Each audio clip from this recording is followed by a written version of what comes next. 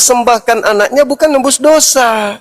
Abraham mempersembahkan anaknya karena ketaatan, karena kedekatan diri, ketundukan diri kepada Tuhannya. Umat Islam sekiranya ada perintah dalam Al-Quran, wahai orang-orang beriman, sembelilah anakmu untuk mendekatkan dirimu kepada Tuhanmu agar kau dianggap soleh olehnya, maka itu pun yang umat Islam lakukan. Sama seperti ya, pengantar ini singkat para sahabat. Mantep TV sudah standby. Di like, di subscribe, di share sebanyak mungkin untuk supaya mencegah sahabat-sahabat kita di luar sana tidak terpengaruh terhadap pemurtadan. Ibrahim bukan millah Yesus, bukan, atau millah Musa, bukan, tapi millah Abraham. Itulah yang diperintahkan Nabi Muhammad agar mengikuti millah Abraham, bukan millah Musa. Nah, ketika kemudian Nabi Abraham ingin mempersembahkan anaknya, benar-benar sudah dipersembahkan, udah mau digerek, pencipta langit dan bumi menggantikannya dengan hewan.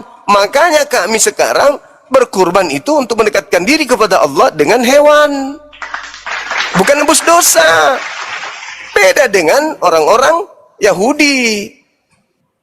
Abraham itu bukan Yahudi. Orang Yahudi diajarkan begitu polanya, itu syariat mereka, kita tidak bisa ganggu itu. Kalau Islam, millah Abraham yang diikuti, bukan millahnya Musa. Meskipun pola yang ada di Islam itu, fasholli lirabbika wanhar, tunduklah dan berkurbanlah, itu perintah Tuhan kepada Nabi Abraham dan harus kami ikuti, mengorbankan binatang untuk mendekatkan diri. Korbanot dalam bahasa Ibrani, kurban dalam bahasa Quran. Begitu abang. Bang, gini bang, saya bicara lain, abang bicara lain. Gini bang, kalau kita baca di dalam Taurat, itu persembahan itu banyak bentuk. Banyak bentuk, ada ucapan syukur, mempersembahkan korban, menyembah kepada Allah, mempersembahkan korban, pagi dan petang. Ada. Tapi saya bicara tentang bagian, tentang pelanggaran, tentang dosa. Yang abang bicarakan itu memang untuk persembahan. Ibadah di zaman itu memang seperti itu. Perlu ada penyembahan kepada Allah. Dan ketika menyembah kepada Allah, Allah menginginkan untuk dipersembahkan korban. Ada yang harus mati di situ bang. Tapi yang saya mau katakan begini, tentang upacara penghapusan dosa. Ketika orang Israel melakukan dosa, maka dia perlu mempersembahkan korban. Nah, yang saya mau tanyakan, apakah persembahan korban ini ada di Muslim? Karena kalau di Muslim kan, abang bilang kan cuma untuk menyembah kepada Allah. Seperti itu. Dan bangsa Israel, Bani Israel itu melakukan itu. Tapi ada tentang korban di situ. Yang sebenarnya ini, upacara korban ini tidak ada di Muslim. Ini beda. Kenapa Allah mengajarkan kepada Israel ada yang satu itu, kenapa di Muslim tidak ada? Itu bang. Oke, baik. Yesus pun tidak pernah mengajarkan nebus dosa pakai kurban. Cari datanya di dalam Bible. Ada? Yesus mengajarkan bertobatlah, bertobatlah, bertobatlah, bertobatlah, bertobatlah, bertobatlah, bertobatlah, bertobatlah, bertobatlah, bertobatlah. Itu ajaran Yesus. Saya katakan kepada saudara, dari tadi saya katakan kepada saudara ya, polanya di dalam kitabnya orang Yahudi menebus dosa itu, misalnya di dalam kitab Mazmur atau 2 Tawarik 7:14, Mazmur 32 nomor 5, Mazmur 41 nomor 5, Mazmur 69 nomor 5, Yesaya 55 nomor 6 nomor 7. Semua perintah-perintah itu untuk bertobat. Kisah para Rasul, kisah para Rasul berapa itu? Ajarannya bertobat. 8 nomor 22, kemudian Yeremia 25 nomor 5, 26 nomor 3, Kitab Yunus 3 nomor 10, Wahyu 3 nomor 19, Mazmur 34 15, Yehezkiel 8 21 23, Markus 1 15, Lukas 15 nomor 7, Lukas 13 nomor 3. Terus kemudian dikatakan lagi di Kisah Rasul 2 nomor 13, bertobat. Tolong tunjukkan di mana Yesus perintahkan berkurban. Ada? Tidak ada. Jadi jangan Anda memaksakan syariat yang datang kepada Bani Israel harus sama seperti yang ada dalam Islam. Jangan. Beda. Nah sekarang ketika mereka berkurban, polanya adalah untuk menebus dosa. Itu kurban bagi mereka. Ya kan? Di Islam untuk menebus dosa itu sholat, puasa, zakat, bertobat, infak, sedekah. Itu cara-caranya. Nah, meskipun kami berbeda, tapi kurbannya tetap hewan. Orang-orang Yahudi berkurban juga untuk mendekatkan diri kepada Tuhannya. Tapi kurbannya hewan. Yesus tidak pernah mengajarkan kemudian kurban manusia itu nggak ada. Jadi sama-sama kurban. Kurban yang dilakukan oleh Bani Israel untuk melakukan penebusan dosa bagi mereka ketika dia berdosa. Itu konsep. Nah sekarang, ada nggak Yesus mengajarkan berkurban binatang untuk nebus dosa? Kan tidak ada. Apa yang Yesus ajarkan untuk nebus dosa menurut Yesus? Bertaubat. Perempuan yang datang kepadanya dibawa oleh orang-orang Yahudi yang berzina. Apa kata Yesus? Siapa di antara kalian yang tidak ada dosa? Silakan melempari batu lebih dulu. Ada Yesus mengatakan kurban binatang? Tidak ada. Yesus tidak pernah mengajarkan kurban binatang, persembahkan binatang untuk dosa. Di mana Yesus perintahkan itu? Nggak ada lagi. Yesus perintahkan bertaubat, bertaubat, bertaubat, bertaubat. Anda jangan garuk kepala. Tugas Anda sekarang tunjukkan di mana Yesus perintahkan kurban binatang. Silakan. Nah, Yesus itu dari Israel. Yeremia itu dari Israel. Mereka punya patokan kitab Taurat bagaimana untuk mempersembahkan korban. Ya terus kenapa Mereka patokan itu Anda pakai untuk Islam? Kan lucu. Anda tahu, Anda sadar. Terus kenapa Anda pura-pura heran? Kalau Tuhannya sama, kenapa di Islam enggak begitu? Loh, apa ini? Giliran saya tunjukkan data, itu kan di Torah, itu kan Israel. Terus maunya apa? Abang ini maunya apa? Ini bang, ini pengajaran Taurat itu ada kepada Isa, ada kepada para nabi. Tapi terus ajaran Taurat itu tidak ada kepada Nabi Muhammad. Iya kan, Taurat itu untuk siapa? Taurat itu untuk siapa? Israel. Ya sudah, Nabi Muhammad Israel. Jadi pengajaran Tuhan beda kepada Israel dan kepada Nabi Muhammad beda. Saudaraku, ajaran Tuhan kepada kaumnya Nabi Musa itu mengikat Nabi Musa dan kaumnya. Al-Quran surah Al-Araf ayat 144-145. Yesus punya ajaran hanya mengikat kaumnya saja, cuman Bani Israel. Kalian ini Kristen yang tidak punya pegangan. Karena tidak ada Nabi yang diutus untuk Roma Yunani. Tidak ada kitab dari Elohim yang diutus untuk orang-orang Kristen, nggak ada. Kalau kami jelas, pencipta langit dan bumi mengutus Nabi Muhammad untuk kami, mengutus wahyu Al-Quran untuk kami. Ya kalian apa yang diutus kepada kalian? Nggak ada. Selain mengambil terjemahan kitab Yahudi, lalu kemudian mengumpulkan kitab-kitab tulisan-tulisan orang yang sesuai dengan ajaran pagan Romawi Yunani. Itulah yang kalian loloskan, itulah yang kalian pakai hari ini. Ada nggak hukum-hukum, abang? Ada nggak hukum dari Elohim sebagaimana hukum datang kepada Bani Israel, datang kepada Bani Ishmael, datang kepada Bani Adam Islam, dengan yang datang kepada Kristen? Ada nggak hukum Elohim yang datang kepada Kristen? Ada nggak? Sama. Ada nggak? Sama bang. Ini yang apa yang sama? Sama. Apa yang sama? Yang saya tanya, Nabi Musa dan kaumnya menerima Torah. Kristen menerima apa? Ada Torah. Torahnya itu untuk Bani Israel, Bang.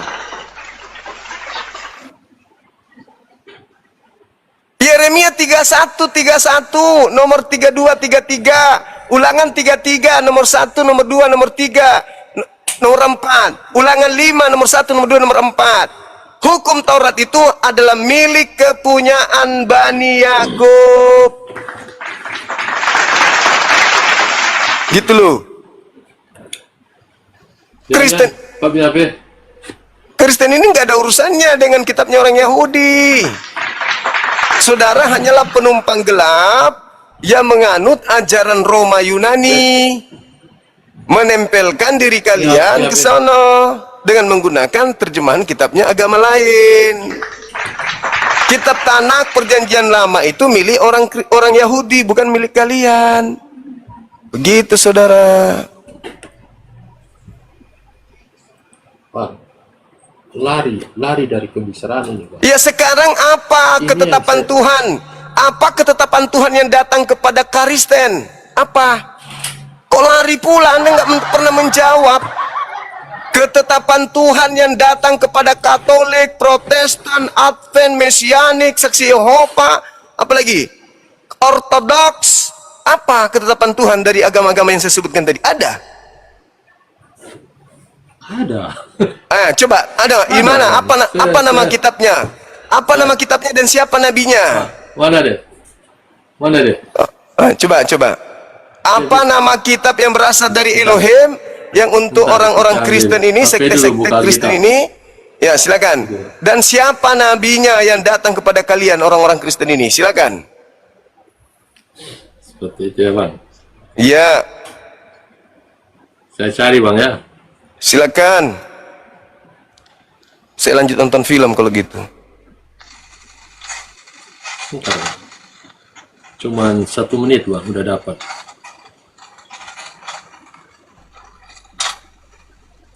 Oh, 2 menit ya. Terlewat. Kita buka keluaran.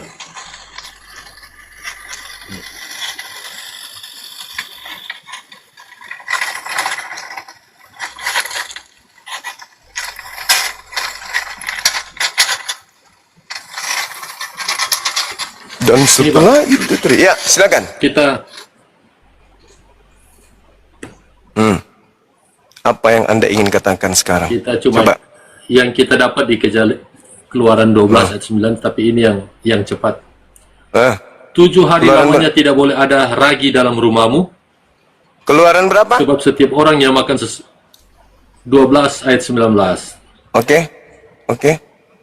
Silakan. Atau Keluaran 12 ayat 48. Boleh juga. Ya. Dikatakan sini.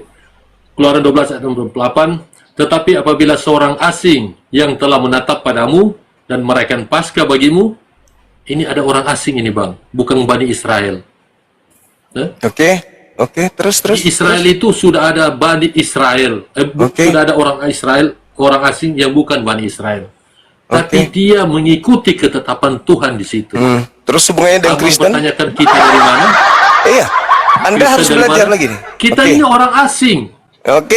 Anda ada di situ. Yang mengikuti. Anda ada pada saat asing yang mengikuti. Iya. Itu ero nu terserah nu lah. Sekarang permasalahannya itu berbicara orang asing yang hidup di tengah-tengah Nabi Musa dan Harun, betul? Ada nggak di situ? Ya, silakan. Aduh, lu baik kali, Bang. Anda nggak bisa nipu. Perjanjian baru. Ini adalah ungkapan Tuhan kepada Nabi Musa dan Nabi Harun ketika berbicara mengenai keluarnya mereka dari tanah Mesir. Apa hubungannya dengan Kristen hari ini, coba? Ini lanjut, Bang, ya. Silakan. Ya, silakan. Jadi enggak benar ya. 28. Apa? Matius 28 ayat 19. Silakan. Matius 28 ayat 19 dan 20. Karena itu pergilah, jadikanlah semua bangsa muridku.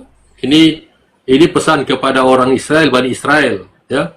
Karena itu pergilah, jadikanlah semua bangsa muridku dan baptislah mereka dalam nama Bapa, Anak dan Roh Kudus, dan ajarlah mereka melakukan segala sesuatu yang telah kuperintahkan kepadamu, dan ketahuilah aku menyertai kamu senantiasa sampai pada akhir zaman. Ini bagian kita, Bang. Oke, saya tepuk tangan untuk itu. Oke, Bang. Bang, gini, Bang. Bang, pembicaraan begini, yang saya heran dengan Muslim begini, kenapa Tuhan yang mengajar kepada orang Israel melalui Taurat berbeda dengan Tuhan yang mengajarkan kepada orang Muslim? Kenapa Anda mengatakan berbeda? Kenapa Anda mengatakan berbeda? Dengan apa yang saya lihat. Iya, apa? Kenapa Anda mengatakan berbeda? Israel seperti tadi. Kenapa tuh? Kenapa? Karena ajaran-ajaran yang di Taurat itu tidak ada di Islam, di Muslim. Loh, Anda Contoh, kok ketika saya diskusi dengan orang bukan penyakit jiwa kan ini? Iya kan? Sekarang kalau saya tanya balik kepada Anda, apakah Tuhannya Kristen dan Tuhannya Yahudi sama? Sama. Oke, Yahudi ibadah hari Sabtu, kamu ibadah Minggu. Yahudi tidak makan babi, ibadah kau hari makan Sabtu, babi. Bang. Saya tidak tanya Advent. Saya tidak makan babi, Dengarkan. Saya tidak tanya Advent Anda. Yang saya tanya adalah agama Kristen mula-mula yang kalian pelintir menjadi Advent. Catat itu. Oke? Sekarang tempat ibadahnya orang Yahudi di sinagoge. Kamu di gereja. Sama? Sama enggak? Orang Yahudi tidak pernah mengkitabkan perjanjian baru. Kalian mengkitabkan perjanjian baru. Orang Yahudi tidak pernah merasulkan Paulus. Kalian merasulkan Paulus. Ingat, Advent itu berdiri baru 200 tahun kurang lebih. Catat itu dulu. Atau perlu saya jari tentang sejarah Advent. Advent itu berdiri karena kekecewaan orang-orang di dalam yang tadinya beragama Kristen. Tapi melihat ternyata kok kenapa kita beragama Kristen, kitabnya orang Yahudi, di situ dilarang makan babi, di situ disuruh sabat, kenapa kita jadi Minggu, kenapa tidak bersunat, kenapa kita tidak kemudian jangan makan babi. Disitulah kemudian orang-orang Kristen ini membuat agama baru lagi, menyamanyamakan dirinya dengan Yahudi. Pret, Yahudi palsu, kalianlah itu Advent. Yahudi palsu yang dinubuatkan, yang diceritakan dalam Wahyu 3 nomor 9. Yang bukan Yahudi mengaku Yahudi adalah jemaat setan. Baca itu kitab. Jadi Advent itu dikatakan jemaat setan. Coba Anda baca Wahyu 3 nomor 9. Benar nggak Advent disebut jemaat setan? Ayo, berani baca? Sudah. Iya, Anda baca dulu Wahyu 3 nomor 9. Di situ jelas dikatakan Advent adalah jemaat iblis. Jadi jangan sok paten. Jangan sok paten, Pak. Jangan sok paten. Advent itu jemaat setan. Baca. Kenapa nggak berani baca? Kenapa nggak berani? Ayo baca. Baca. Ya silakan. Wahyu 3 ayat 9. Ya. Lihatlah beberapa orang dari jemaah iblis, yaitu mereka yang menyebut dirinya orang Yahudi, tetapi yang sebenarnya tidak demikian, melainkan berdusta, akan kuserahkan kepadamu. Sesungguhnya aku akan menyuruh mereka datang dan tersungkuri depan kakimu dan mengaku bahwa aku mengasihi engkau. Siapa yang bukan orang Yahudi mengaku Yahudi? Islam atau Advent? Masih mau nyamar jadi iblis? Abang bilang itu Advent. Iya, Jadi abang pasti bilang dong. itu Advent. Saya katakan Advent. Kapan? Ayat Apa? itu kapan? Kapan apa? Abang bilang Advent baru 200 tahun. Yes. Abang bilang Advent baru 200 tahun. Betul sekali. Benar sekali. Advent, Katolik, Protestan, seluruh Kristen yang bukan Yahudi menggunakan kitab Yahudi, seluruhnya jemaat iblis. Adventkah dia, Katolikkah dia? Berdasarkan Wahyu 3 nomor 9. Anda baca. Bukan Yahudi, tapi ngaku-ngaku Yahudi. Jemaat apa katanya? Jemaat setan. Ingkar lagi. Padahal sudah tertulis di kitabmu. Ingkar lagi. Mau sampai kapan kalian dongok? Tertulis Sudah. di Wahyu 3. Silakan Anda keluar dari situ. Kalau Anda berani. Kalau Anda bisa, silakan. Keluarkan diri Anda dari jemaat iblis. Silakan. Tadi kan saya sudah bilang, kita bagian dari Matius 9. Saya sudah sampai di puncak kesabaran abangku. Sekarang Anda tunjukkan bahwa kalian itu orang Yahudi. Silakan. Tadi saya bilang tadi di Matius 28 ayat 19 dan 20. Saya tidak Kita minta tidak mengaku itu. Yahudi, Bang. Saya tidak minta Anda kemudian menunjukkan data itu.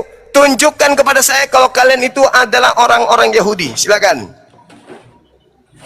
Bang, saya tidak mengaku sebagai orang Yahudi, Bang. Lalu Saya siapa? sebagai orang Manado, Lalu kenapa orang ada Indonesia. kitabnya? Lalu kenapa ada kitabnya orang Yahudi dalam agama Anda? Tadi Matius 28 ayat 19 dan 20, kita Oke. bagian di situ. Tapi saya tidak. Bagian di Ini mana? kan dia mengaku. Bagian di mana? Ya, Bagian di mana? Ya, dengar. ya silakan, dengar. silakan. Yaitu mereka yang menyebut dirinya orang Yahudi. Saya kan tidak menyebut diri saya orang Yahudi, Bang. Saya menyebut dari awal saya orang Manado. Iya, Saya tidak terus? menyebut kalau saya menyebut diri saya orang Yahudi, berarti saya bagian dari ayat ini. Tapi saya tidak menyebut saya orang Yahudi, Bang. Serius itu? Jangan buat abang begitu. Ya, Oke. saya tidak pernah mengaku seperti orang Yahudi. Baik. Tapi ini yang. Oke, Tunggu, Bang. silakan. Sekarang gantian. Oke. Gantian. Nggak, tunggu dulu. Gantian, Bang. Tunggu dulu. gantian dulu, Bang. Sabar dulu. Orang-orang Kristen oleh Paulus disebut mereka itu adalah Yahudi rohani, betul? Kutanya dulu samamu. Benar nggak? Orang Kristen disebut oleh Paulus pendiri agama Kristen yang nanti dipelintir lagi menjadi Advent. Oke? Ayat. Bilang Roma, ayat mana? Saya baca. Roma 2 nomor 28 sampai 29. Roma 2 Ya, silakan. 28 29. Oke. Sebab yang disebut Yahudi bukanlah orang yang lahiriah Yahudi. Yang disebut sunat bukanlah sunat yang dilangsungkan secara lahiriah yang disebut tetapi orang Yahudi sejati ialah dia yang tidak nampak keyahudiannya. Tidak nampak, Bang. Ya. Tidak nampak. Siapa itu? Dan sunat ialah sunat di dalam hati secara siapa rohani. itu? Bukan Siapa secara itu? hurufiah. Maka pujian lanjut. Maka pujian baginya bukan datang dari manusia melainkan dari Allah. Wow. Ya, terus? Hebat sekali, Bang. Siapa Pujian itu? itu datang bukan dari manusia tapi dari Allah. Orang-orang yang seperti itu. Yang tidak nampak. Terus? Itu siapa? Kristen itu kan? Ini pujian bukan Kristen kan? pujian bukan datang dari manusia. Kristen bukan? Ini Kristen kan? ya, dengar Bang. Dengar Bang. Iya. Nggak bilang di sini Kristen. Iya, Maka siapa pujian baginya lagi yang datang bersunat bukan dari rohani? manusia melainkan dari Allah. Siapa yang bersunat rohani? Ayo, Yahudi atau Kristen? Kan bagus Bang. Pujian itu datang bukan dari manusia tapi dari Allah. Kan bagus Bang. Di mana Tuhannya Yahudi memuji orang-orang di luar Yahudi di mana? Ayat ini mengatakan maka pujian baginya bukan datang dari manusia melainkan dari Allah. Kata siapa? Saya iman ini Bang. Kata siapa? Allah. Ini. Kata siapa? Ini ayat yang Abang Iya, berikan ini Bang. kata siapa di situ? Siapa yang mengatakan itu? Ini ayat yang beri Abang yang Siapa kasih ya? ini ayat Bang. Iya, siapa? Abang yang Siapa? kasih ayat yang Iya, saya baca. siapa yang mengatakan itu? Rasul Bang. Rasul siapa? Rasul Paulus Bang. Rasulnya siapa itu? Rasulnya Yahudi atau rasulnya Kristen?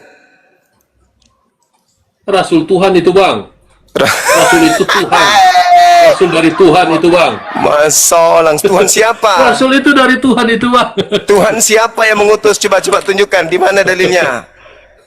Di mana? Yesus saja tidak pernah mengutus Paulus. Di mana Yesus pernah mengutus Paulus? Ada Bang. Ada. Di mana? Sekarang saya mau tanya. Bertanya Ini lagi. sekarang saya mau bertanya. Bertanya terus. Tidak ada satupun pertanyaan saya dijawab.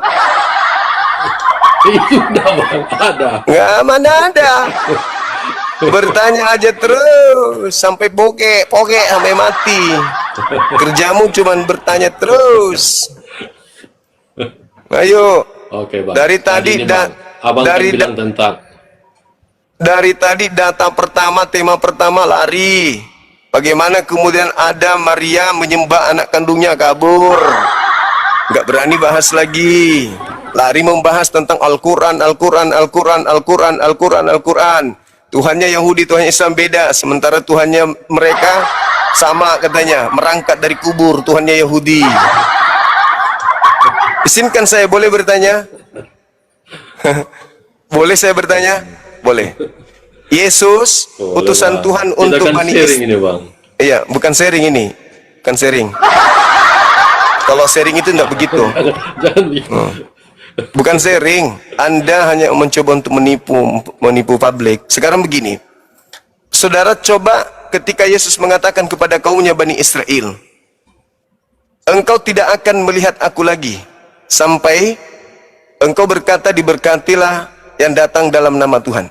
Pertanyaan saya, ketika Yesus mengutuk orang Israel, Yerusalem seluruhnya, termasuk Paulus, engkau tidak akan melihat aku lagi sampai engkau berkata, diberkatilah dia yang datang dalam nama Tuhan. Pertanyaan saya, sampai kapan orang-orang Farisi, orang Yahudi, ahli kitab tidak melihat Yesus sejak hari itu?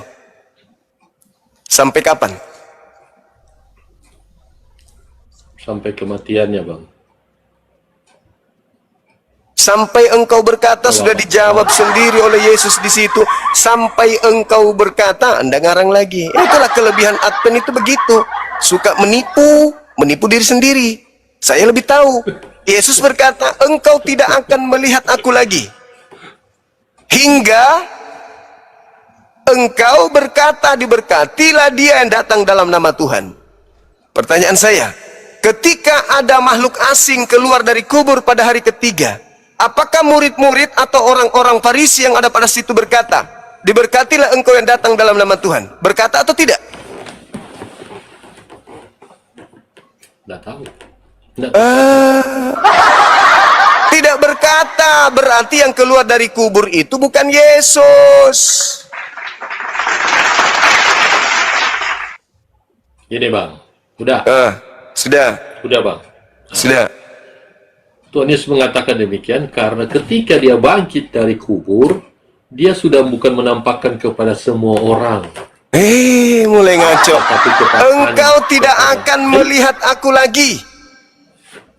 Benar nggak itu? Tidak akan dilihat lagi. Benar nggak?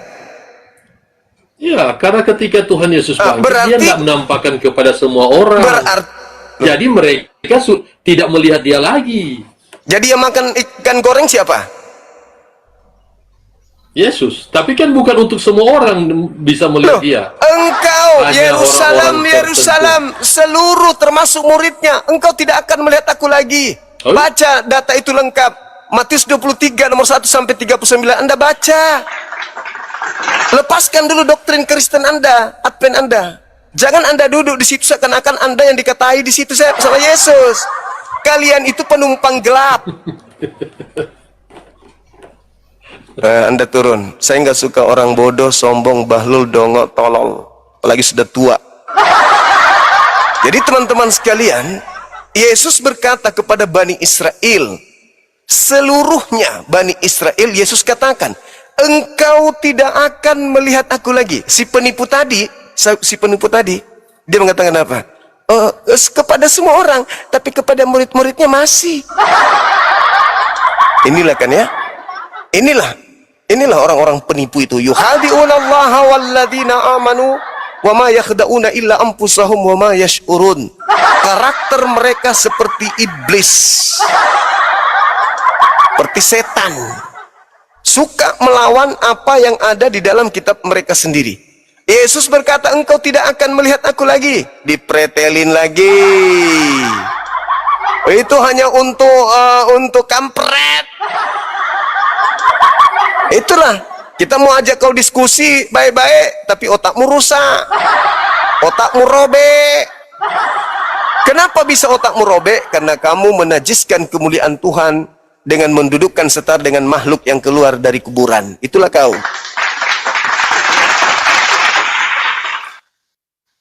Kasihan. Kita berusaha untuk mewaraskan, tapi dia berusaha tetap gila. Tidak semua memang orang bisa waras. Orang gila itu sulit untuk diwaraskan, teman-teman. Kecuali dia punya niatan yang kuat untuk jadi waras. Sudah sesat, sudah bodoh, blow on, tolol, goblok, bahlul, dongok, kampret,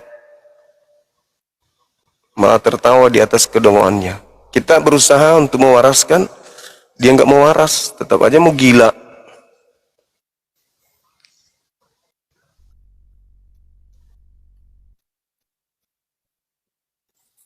Kita jambak lagi, teman-teman. Kita masih ada waktu 1 jam.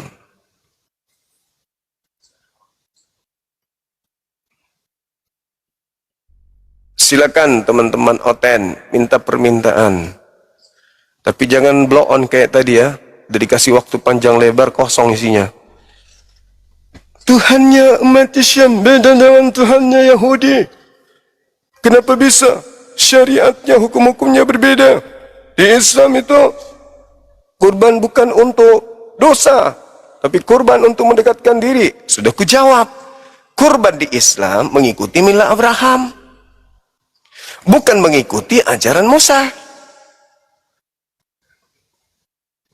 Karena perintahnya mengikuti milah Abraham. Ajaran yang datang kepada Musa hanya untuk kaumnya, Bani Israel. Giliran dia ditanya, Syama. Kalau Tuhannya Yahudi dengan Tuhanmu Syama? Syama. Siapa nama ibunya Tuhannya Yahudi? Bingung. Siapa nama emaknya Tuhannya Kristen? Maria. Sampai kapan emaknya menjadi emaknya Tuhan lo? Sampai dunia dalam berita. Nah, aneh kan? Kenapa bisa begitu? Karena kami Isai rohani. Emosi dia dibilang Wahyu 3 nomor 9. Ngamuk dia. Ya kan teman-teman? Jelas itu. Nah, berat. Iya memang berat. Mau ke mana? Penumpang gelap. Bukan bagian dari pengajaran Yesus. Mana ada Yesus mengenal mereka? Gak ada Yesus mengenal mereka. Yesus hanya ingin dikenal sebagai Rasul. Sebagaimana Al-Quran menjelaskan. Manusia suci yang lahir tanpa ayah hanyalah Rasul bagi kaumnya Bani Israel. Dan kedatangannya hanya untuk orang-orang yang sesat dari kalangan Bani Israel. Itu sesuai dengan pengakuannya. Bahkan dikatakan, aku datang untuk orang berdosa. Aku datang bukan untuk orang benar. Ya, kenapa umat Islam tidak beriman kepada Yesus? Ya karena kami orang benar. Yesus datang hanya untuk orang berdosa, ya kalianlah itu. Benar kan? Iya. Yesusnya yang berkata, aku datang untuk orang berdosa, bukan untuk orang-orang benar, bukan untuk orang benar aku datang, tetapi untuk orang berdosa. Ya, siapa yang percaya kepada dia? Ya, orang berdosa. Kalianlah itu. Di dalam Lukas 5 nomor 32, situ diterangkan, aku datang bukan untuk memanggil orang yang benar, aku datang untuk orang berdosa supaya mereka bertobat. Kita tidak masuk menjadi pengikut Yesus karena Yesus mengaku aku datang untuk orang-orang berdosa saja. Aku bukan orang berdosa, ngapain saya ikut samamu? Yang ikut samamu itu orang-orang berdosa aja. Karena engkau sendiri mengatakan itu. Aku datang bukan untuk memanggil orang benar. Aku datang untuk memanggil orang berdosa supaya mereka bertobat.